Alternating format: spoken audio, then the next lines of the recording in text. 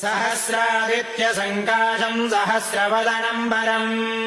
सहस्रदोः सहस्रारम् प्रपद्येऽहम् सुदर्शनम् हसन्दम् हारकेयूरमकुटाङ्गदभूषणम् भूषणैर्भूषितधनुम् प्रपद्येऽहम् सुदर्शनम् स्राकारसहितम् मन्द्रम् वदन्तम् शत्रुनिग्रहम् सर्वदोषप्रशमनम् प्रपद्येऽहम् सुदर्शनम् रणत्किङ्किणिजालेन राक्षसानाम् भयावहम् दीप्तकेशम् विरूपाक्षम् प्रपद्येऽहम् सुदर्शनम् हुङ्कारभैरवम् भीमम् प्रपन्नार्तिहरम् प्रियम् सर्वदुष्टप्रशमनम् प्रपद्येऽहम् सुदर्शनम् फट्कारान्दवनिर्देश्यम् दिव्यमन्त्रेण संयुतम् शुभम् प्रसन्नवदनम् प्रपद्येऽहम् सुदर्शनम् एतैः षड्भिस्तुतो देवो भगवान् श्रीसुदर्शनः